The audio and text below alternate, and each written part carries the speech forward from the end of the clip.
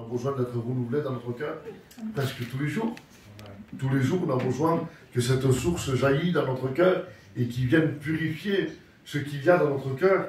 Vous savez qu'un chrétien aussi a besoin d'être évangélisé. C'est lorsqu'on plonge nos regards dans l'évangélisation, on voit ce que Dieu est grand et ce que Dieu a fait pour chacun de nous. Dieu est puissant. Alors à Dieu, hier, j'ai fait une réunion de jeunesse chez Founi. Et quand on a fait la réunion de jeunesse, c'était un peu bizarre. Ça s'est tourné, j'arrivais pas à évangéliser, on a vieilli pas. Ça s'est tourné à une réunion pour les couples. Donc quand je prêchais à réunion pour les couples, je prêchais pour les couples, pour les foyers. Il y avait ce besoin. C'était plus la jeunesse, vous comprenez? C'était les foyers. Il y avait des foyers qui venaient devant et je pleurais. Et lorsqu'on priait pour eux, on demandait, crier dans la prière. Vous comprenez? Il y a un besoin terrible. Mais il ne faut pas se voiler la face. Amen. La parole parle, elle n'est pas en vain. Amen. On va se réjouir ce soir. Amen. Gloire à Dieu. On va faire une lecture dans Job, chapitre 14, verset 7. Un arbre a de l'espérance. Quand on le coupe, il repousse, il produit encore des rejetons. Quand ses racines vieillissent dans la terre, quand son tronc meurt dans la poussière, il reverdit à l'approche de l'eau. Il pousse des branches comme une jeune plante. Amen. Gloire à Dieu. Je peux lire?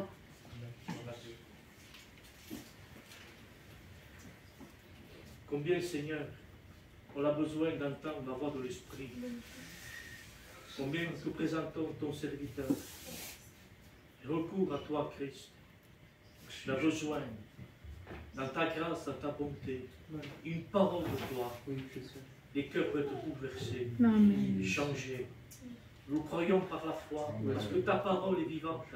Seigneur, révèle ton serviteur dans la simplicité, suppliant dans les vies, dans les cœurs. Au nom de Jésus, que cette parole serve de miroir pour ta parole, pour ta gloire, pour te glorifier. Merci Jésus. Amen. Gloire à Dieu. Gloire à Dieu. Je me sens en cage. J'ai besoin de...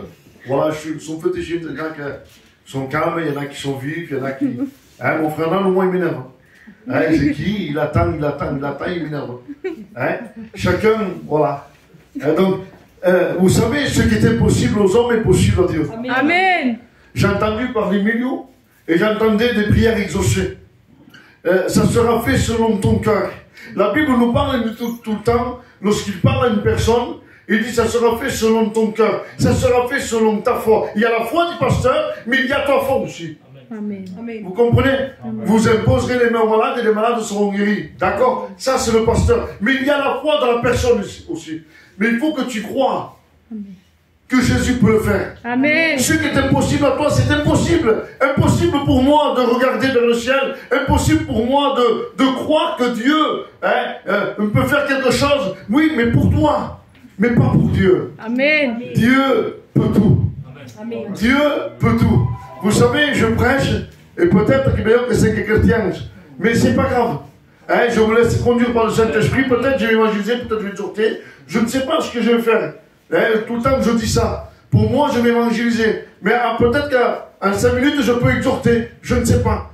Vous savez, là où il y a l'esprit, il y a la liberté. Amen. Donc, on prêche selon l'esprit de Dieu. La Bible nous enseigne qu'un arbre a de l'espérance. Quand on le coupe, il repousse, et il produit encore des rejetons. L'arbre, lorsqu'on le casse, on le coupe, pour nous, on dit c'est fini. Pour nous, si on voit cet arbre-là, c'est fini, cet arbre, il ne va plus pousser, il n'y a plus rien, il est sec, il n'y a plus de malaise. Pousse la passe, il ne poussera pas. Il n'y a rien dans cet arbre. Mais lorsque ses racines sont au fond, il produit encore quelque chose. Pourquoi? Parce qu'il faut s'approcher de quelque chose, l'élément essentiel. Lorsqu'on s'approche vers l'élément essentiel, qui est la parole de Dieu. Amen. La parole de Dieu, l'eau de la parole. Lorsqu'on s'approche de ça, on va reverdir comme une jeune plante. Mais lorsqu'on voit cet arbre-là, si je vois cet arbre-là, moi je dirais, c'est fini pour cet arbre. Cet arbre, il ne vaut plus rien. Qui veut miser pour toi? Personne ne misera pour toi. Hey, escamade, lui, il s'en sortira plus. Lui, c'est fini. Pourquoi? Pour la plupart, lui, c'est quelqu'un qui est angoissé. C'est quelqu'un qui était au plus bas, au plus bas, au plus bas, au plus bas de ce qu'on peut penser. Au plus bas. Et pour moi, je dirais, je ne miserai pas pour toi. Moi, je ne miserai pas et je m'en mets 1000, qu'est-ce que t'en penses? Non, non, non, lui, il ne faut pas miser pour lui. Lui, il est perdu. Il ne pourra plus venir, il ne pourra plus repousser. Il n'y a plus rien dans son cœur. Il n'y a plus rien dans sa vie. Il n'y a plus rien. Cet arbre-là, il est sec. Il ne poussera pas. Si, mais ce qui est impossible aux hommes est possible à Dieu. Amen. Vous comprenez? Ce qui est impossible à toi, oui, mais comment je ferai? Je vais être exaucé avec le respect que je dois. Je vous donne pardon. Comment je ferai pour enfanter? Comment la médecine ne veut pas? La médecine me dit que c'est fini pour moi. Mais pour toi, pour la médecine, mais lui, il n'a pas dit son dernier mot. Lui, il n'a pas dit son dernier mot. Lui, il est le Dieu suprême. Il est le Dieu tout-puissant. On a vu au Maroc. On était là au Maroc. Vous savez, je vais au Maroc avec les frères. Et on prêchait l'évangile. Et lorsqu'on prêchait l'évangile, il y avait une femme vieille qui était là. Il disait, avec le respect que je vous demande pardon, il disait qu'elle avait 2 cancers à la tête. Et quand cette femme, elle s'approche comme ça, c'était les derniers jours, on partait, et les frères s'approchaient, et on a prié pour cette femme. On est parti, et tous les 2 mois, on y monte. Et lorsqu'on va là-bas, on revoit arriver cette femme, avec des papiers à la main. Les cancers avaient disparu. Les cancers avaient disparu. Qui pouvait ça? Un homme, non, c'est Dieu. Et il s'approchait au trône de la grâce. Et il s'approchait à Dieu. Pourquoi? Parce que l'évangile a été porté. L'évangile, la parole de Dieu a été apportée. Et cette femme s'approchait de Jésus. Elle a vu que Jésus est tout-puissant. Et il y avait une autre femme. Il nous appelle en urgence au Maroc. Moi, je n'ai pas pu aller. Et les frères, ils y vont, prennent l'avion, ils y vont. Cette femme est à l'hôpital. Ils y vont à l'hôpital. Et le docteur dit, ça y est, elle va partir. Elle va partir, mais eux, ils ont la foi. Il a dit, on va prier. Amen. Il commence à prier, il faut une prière, il s'en va. On y va 2 mois après. On voit arriver une femme, elle, normalement, était un peu forte. Et on voit arriver une femme avec une canne, parce qu'elle était trop longtemps dans le coma, trop longtemps comme ça. Cette femme, elle était morte. Et elle arrive comme ça, doucement marcher. C'était cette femme, elle est revenue à la vie. Vous comprenez, il veut se baptiser maintenant. On a vu tellement de miracles. Plus j'y vais, plus je vois des miracles. Plus j'y vais, plus je vois des miracles. Mais regarde le milieu. Si tu vois ce que je vois là-bas, si tu vois, c'est vrai que ça fait peur. C'est vrai. Mais lorsqu'on voit des gens bloqués, tomber par terre à genoux, sans dire un mot, juste ouvrir la Bible et dire j'accepte. Lorsqu'on voit des gens arriver, des vieux arrivent avec des cannes, ils prennent des taxis, ils viennent, ils ont soif de la parole de Dieu. On annonce l'évangile. L'évangile est proclamé. On se regarde. On se réjouit. On voit que l'évangile est puissant. On voit que l'évangile est puissant. L'évangile est puissant. Et là, on voit que cet arbre, il est là. Et cet arbre, c'est toi. Quand ses racines, il vieillit sur la terre, dans la terre, son tronc meurt, il dit, dans la poussière. Il reverdit à l'approche de l'eau. C'est normal. Tu peux reverdir. Tu peux prendre vie lorsque tu t'approches de la parole de Dieu. Tu peux reprendre vie. Ça fait je ne sais pas combien de temps qu'à l'intérieur, tu as perdu la foi. Peut-être tu joues une apparence. On vient à l'église, mais nous, on peut mettre un foulard. Mais ici, abandonner la foi. Ici, avoir l'apostasie. Ici, abandonner la foi. Ici, rien à voir. Mais comment on est ici, on peut le faire? On sait bien le faire en plus, nous. Vous comprenez? On vient et on fait croire que tout va bien, mais qu'en réalité, tout va mal. Tout va mal. Dans ton cœur va mal. Ton cœur, il est prêt à exploser. Ton cœur, il ne tient par un fil. Ton cœur, il ne va pas. Mais pourquoi? Parce que je ne sais pas, c'est entre toi et Dieu.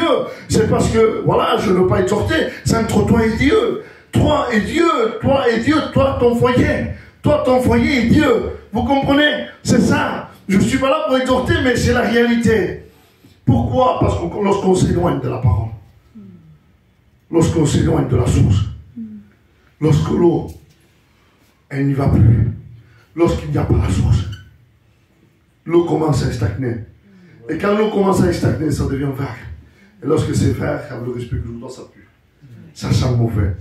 Tout rentre. On accepte tout. Amen, je sors de là. Ça, prenez cette parole. Amen, je sors de là.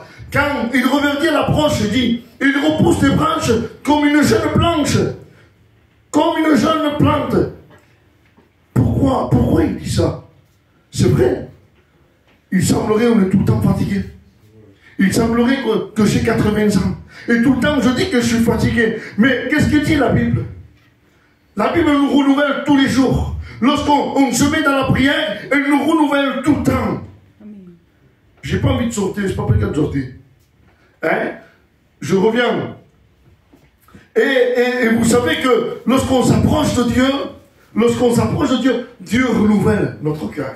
Et quand notre cœur est renouvelé, on prend l'envol comme un aigle prend son envol. On va dans les hauteurs. C'est ça. Ça, c'est de la vigueur. Ça, c'est d'avoir, être bien dans notre esprit, dans notre cœur. C'est d'être bien. Vous comprenez, je ne veux pas exhorter. Hein?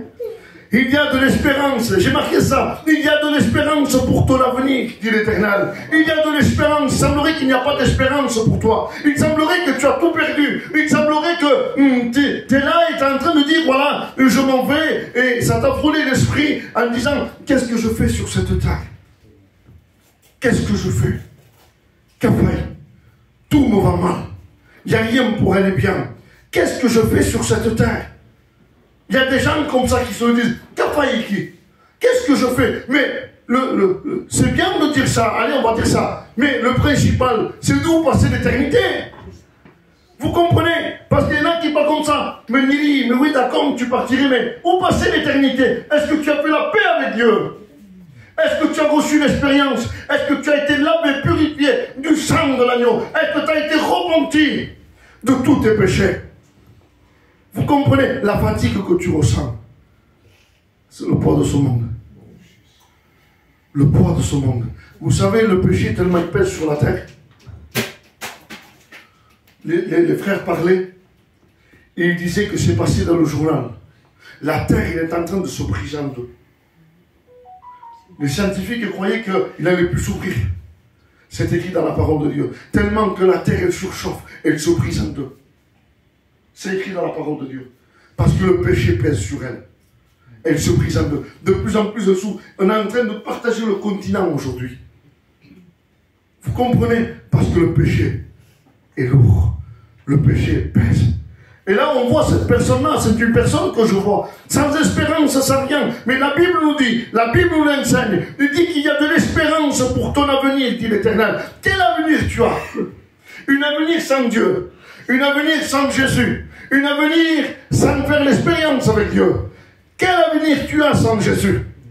Quel avenir? La Bible dit 70, 80 ans pour le plus robuste. Il dit, et encore plus, l'orgueil l'anéantit. Mais où passer l'éternité? Quel avenir tu as sans Dieu? Quel avenir? Quelle espérance tu as? Quel héritage tu as? Quel héritage? Tu as de la richesse? C'est pas un héritage ça. La véritable héritage, c'est Jésus. Amen. Quel héritage vas-tu laisser à tes enfants? Quel héritage tu as dans ton cœur? Quel héritage tu as? Qu'est-ce que tes enfants pensent lorsqu'ils voyaient maman sans Jésus et que tout le temps elle pleure, tout le temps angoissée, tout le temps dans la dépression, tout le temps elle pleure, elle pleure, elle pleure, elle pleure. Mais toi tu dirais, mais pour le mal ça, mais c'est normal. C'est elle qui passe par là. Pourquoi elle pleure cette femme-là? Parce qu'elle n'a pas Jésus. Elle ne possède pas Jésus dans son cœur. Et lorsqu'on n'a pas Jésus, la Bible nous l'enseigne. Il dit, celui qui a le Fils a la vie, mais celui qui n'a pas le Fils n'a pas la vie. Et lorsqu'il n'y a pas la vie dans nous, lorsqu'il n'y a pas la vie en nous, qu'est-ce qu'il y a? Lorsqu'on n'a pas la lumière en nous, qu'est-ce qu'il y a? Les ténèbres. Les ténèbres, l'obscurité. On a des idées noires.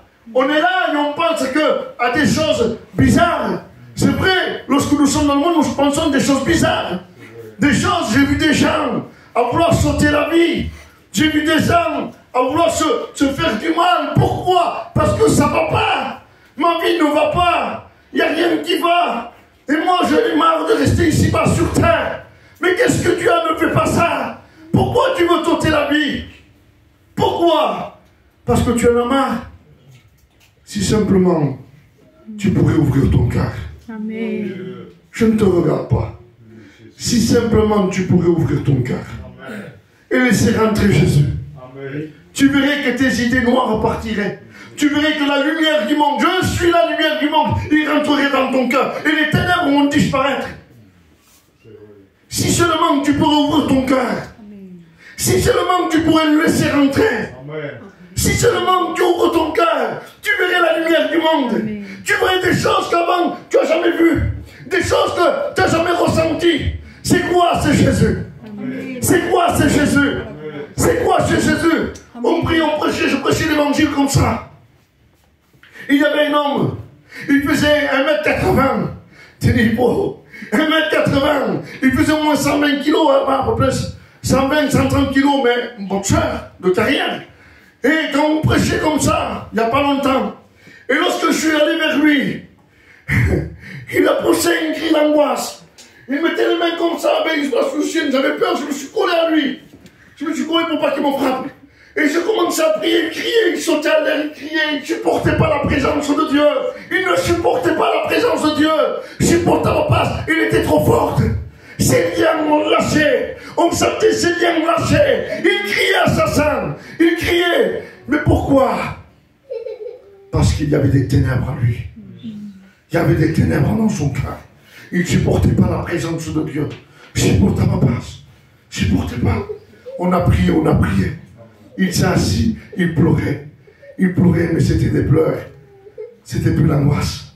C'était des pleurs de joie. Amen. Des pleurs de joie. Tellement liés. C'est une mise en place. Lorsqu'on prend, on touche des choses, d'abord, c'est une mise en place. On ne s'invite pas. Hein? On prend quelque chose et on ne fait pas attention. Ce qu'on prend. Et on le met chez nous. On le met dans notre cœur. On le met dans notre sac. On le met dans notre voiture. Mais on ne sait pas ce qu'on prend. Mais c'est des choses qui peuvent faire mal à notre âme. Des choses qui peuvent faire mal à notre âme. Des choses, tiens, prends ça, prie pour moi, fais comme ça. Moi, j'y vais pas, moi, j'ai peur. Mais si, mais toi, en le donnant, tu participes. Toi, en le donnant, tu es receleuse. Tu participes, tu es consciente. Où est-ce qu'il va? Et toi, tu as peur et tu dis, prie pour moi. Mais en réalité, on ne joue pas avec le feu. Joue pas, tu joues avec ton éternité. Je ne sais pas avec quoi tu joues. La prédication a pris une autre tournure. Je ne sais pas avec quoi tu joues. Tu joues avec des trucs. L'horoscope, ne l'écoute pas. C'est diabolique. Lorsqu'on regarde l'horoscope, c'est diabolique. Tu es comme ça, tu es comme ci, mais c'est pas vrai. C'est poussé par Satan, vous comprenez? On ne peut pas regarder ça. Moi, je n'ai pas besoin de regarder ça. Vous comprenez? J'ai l'espérance de la vie éternelle. Amen. Je sais où mes yeux se ferment ici-bas et qu'ils vont s'ouvrir au ciel. Est-ce que tu as cette espérance? Est-ce que tu as cette espérance? Tu as cette espérance? Est-ce que tu l'as? Est-ce que tu as cette certitude? Tu l'as? Bien sûr, pour la plupart, il y en a qui disent oui, ils ont raison. Lorsqu'on a Jésus, on a l'espérance. Mais quelqu'un qui vit sans Dieu, quelqu'un qui est dans ce monde, sans te condamner, je ne te condamne pas. Est-ce que tu as cette espérance? Tu ne l'as pas. Tu comprends? Parce que Dieu te parle aujourd'hui. Amen. Et la Bible dit, ne remets pas lendemain ce que tu peux faire aujourd'hui. Hier, c'est fini. Demain, je ne sais pas, ça n'existe pas. Mais aujourd'hui, tu es là. Amen. Il dit, si tu entends ma voix, n'endurcis pas ton cœur. Gloire à Dieu. N'endurcis pas ton cœur. Tu es victime de tes souffrances. Tu as été frappé, malheureuse. Malheureux. Victime de tes souffrances. Mais aux yeux de Dieu, nous sommes des coupables. Comment, Tony? Oui. On est victime des souffrances de ce qu'on peut durer dans le monde. Mais lui, qu'est-ce qu'il a fait pour nous? Car Dieu a tant aimé le monde. Amen. C'est pour ça que je dis ça. Qu'il a donné son Fils à la croix. Afin que quiconque croise à lui ne périsse pas, mais qu'il ait la vie éternelle. C'est ça que tu as besoin. Tu es coupable aux yeux de Dieu. Quand Dieu est pasteur, je suis victime. Je suis malheureux, j'ai été frappé, j'ai été battu, j'ai été mal conseillé, j'ai été rejeté par mes parents, j'ai été... Oui, mais nous sommes coupables. Pourquoi? Parce qu'il a pris notre place à la croix. Et le fait qu'il a pris la place à la croix, qu'est-ce qu'on fait nous pour lui? En retour, tu dois lui donner ton cœur. Amen. On doit lui donner trop notre cœur. Gloire à Dieu. Laisse-toi imprégner de Jésus. Amen. Laisse-toi imprégner de Jésus. Oui, je parle à toi. Gloire à Dieu. Oui. Comprenez, des fois, il n'y a pas besoin de révélation. Des fois, il y a des choses qui se voient à l'œil nu. Je ne suis pas un prophète, un devin. Il y a des choses qui se voient. Vous comprenez, la douleur, souvent, sont exprimées par des larmes. Vous comprenez? C'est pas, il n'y a pas besoin d'être un devin. Et si tu es mal, tu es mal, tu es angoissé, mon frère. Je ne suis pas un devin, c'est la vérité. Mais lui, il va rentrer à l'intérieur. Amen. Lui, il sait décrire tes larmes. Les larmes que tu es en train de couler là, lui, il sait décrire. Moi, si je prends tes larmes ici dans les mains, je dirais pour moi, c'est de l'eau. Vous comprenez? Mais quand lui, il prend des larmes, lui, il sait les décrire. Il voit pourquoi tu pleures. Il les décrit. Parce que tu es en train de souffrir. J'invente. Hein. Tu es en train de souffrir. Tu es éloigné de tes enfants. Tu es en train de divorcer. Et lui, il décrit. Parce que tu es malheureuse. Il décrit. Il sait ce qu'il y a dans le cœur. Mais en retour, lui, c'est pas les larmes qu'il veut. C'est ton cœur. Amen. C'est ton cœur. C'est ton cœur. Vous savez, je fais 4-5 000 km pour annoncer l'évangile. Là, vous êtes mon peuple. Je fais 1 km. Ça fait combien? 2 km souvent? Hein? Ça fait 10 km. Je mets le même cœur comme si j'étais au Maroc. Le même cœur. Vous avez besoin. Si tu entends ma voix, n'endurcis pas ton cœur. Si tu entends ma voix, n'endurcis pas. Je ne peux pas prêcher. Je ne peux pas être cadré. J'arrive pas. Seigneur m'impose pas de sardine. Je ne peux pas être cadré. Je lis, j'essaie, je vous regarde, je lis, je ne peux pas être cadré. Mais pourquoi? Parce qu'il y a un homme qui vit sans Dieu, il est perdu. Et l'homme qui est sans Dieu, il est perdu. Oui, mais moi, si tu saurais l'argent que j'ai, oui. Si tu en as trop, donne-moi-en. Mais c'est pas ton argent qui va faire de toi un sauvé. C'est pas tes terrains qui vont faire de toi un sauvé. C'est pas tes voitures, c'est pas ta maison qui va faire de toi un sauvé. C'est pas ça. C'est le sang de l'agneau. Amen. Qui purifie de tout péché. Gloire à Dieu. Mais il y a quelque chose à faire. C'est bien, gloire à Dieu. Amen. Il y a quelque chose. C'est la repentance. Amen. La repentance, c'est la clé du ciel. S'il n'y a pas de repentance, il n'y a pas de ciel. La repentance, c'est quoi? C'est demander pardon à Dieu. Pardon, Seigneur. Demande pardon. Et tu apportes tous tes problèmes, tout ton péché, toute ta misère. T'apportes-toi, Dieu. Et tu vas voir lui en retour ce qu'il va faire. Il ne va pas te mettre des coups de barre, lui. Il va te laver. Il va te purifier. Il va te sanctifier. Les choses anciennes sont passées. Et tu vas te renouveler. Tu vas être une autre personne. On ne t'appellera plus le drogué. On ne t'appellera pas ton nom. Gloire à Dieu. On ne t'appellera plus la femme de mauvaise vie. On t'appellera par ton nom. Le diable enlève l'identité. Le diable enlève l'identité. Vous comprenez? On ne va pas aller trop loin. Je fais là. Ce n'est pas force de parole. Je voudrais te calmer. On a la liberté. Amen. On va se regrouper.